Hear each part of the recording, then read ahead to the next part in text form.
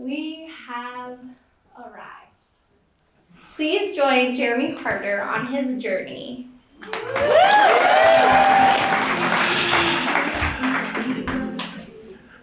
Thank you. So the classroom can be an ideal place to feel heard, feel seen, feel valued. And I found that out in kindergarten. I was 6. And as the teacher would write on the chalkboard, I found this moment of comedic ingenuity. I thought, wow, wouldn't it be cool if I just stood on my desk and sort of did this dance? Looking around at my classmates, it's the first weeks here. You're like, this is the place to find your superpower, right? She turns to the chalkboard. I ascend my desk. I start doing probably something like that. And the laughter begins. And oh man, did I feel this bubbling amazingness. I felt taller and funnier and more handsome. And she turned around and I jumped back down. And she turned back around. And she continues to write on the chalkboard. And I get up.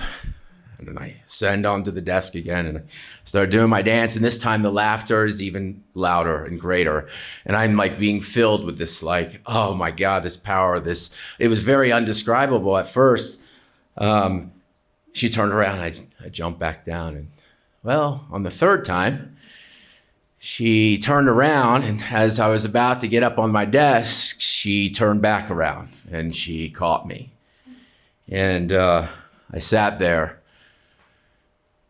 and I looked at the peers who were just recently laughing, and their heads are now buried in their desk and they're embarrassed. And I am certainly embarrassed.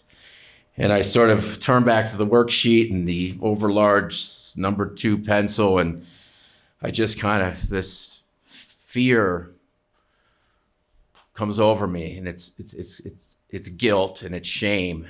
And she comes over sternly to me and she grabs me by the huff of my collar, and she takes me to the back of the room to the broom closet. And she locks me in there.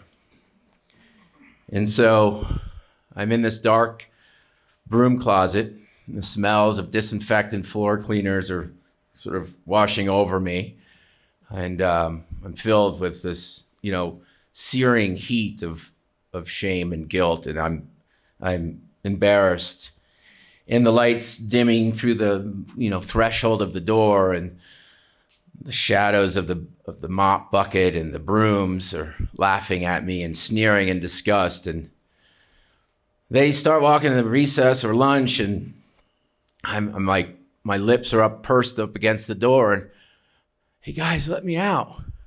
And they're like walking by silently, like, start up, man, stop, you're gonna get us in trouble again.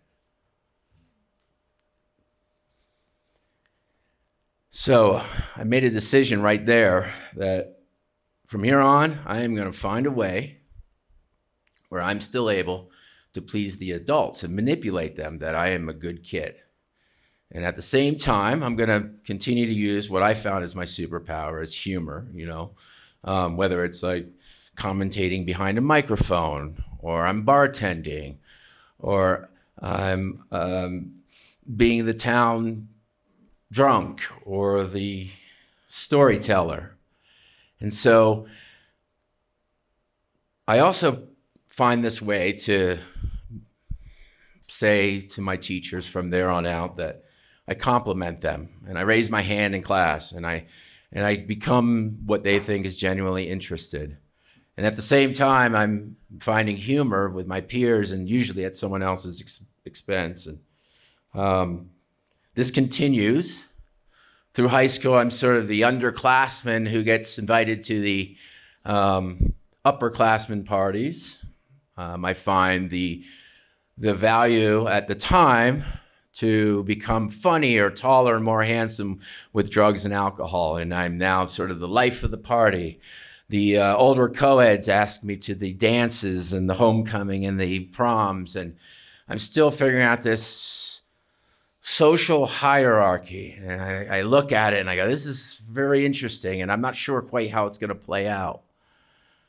What I do know is that humor was going to get me somewhere, but this whole time I'm still in that closet, and the guilt and the shame and the embarrassment is just pouring over me. And so I start wearing this mask, I call it. I kind of walk around being funny.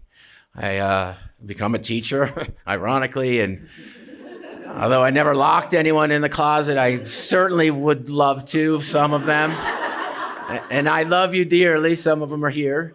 And what I find is that this is kind of working for me until it doesn't. And we fast forward, and on the morning of January 2nd, 2022, I'm confronted with a decision. And this mask has caught up to me, this lifestyle. I can't go, it's debilitating. I can't go on living the way I've been living this whole time. And so I start with honesty. I start finding that I need to sit in the uncomfortable parts. I need to peel back these layers, because forever I just ran from them. I'm so good at running from them, running away from them. I sabotage relationships. I sabotage friendships. I'd move away from a town when I wore out my welcome, or I probably partied too much and I got into trouble, and I would just keep running, and it was time to stop. I couldn't run anymore. I had to sit with my stuff. I had to peel back the layers. I had to become completely honest with myself. And there was this piece that was also happening, and I reached out to community and people that I was never able to do before. And I found out that there's this healing power that happens when you're with people and you're with community. And I realized that I wanted to help people in ways I've never, ever thought were possible, but I had to get rid of the self-doubt, turn that into self-love. I had to lean into instead of run away. And I found that, like, this whole thing that we are doing out here is truly a journey that is over, under, and through. Thank you.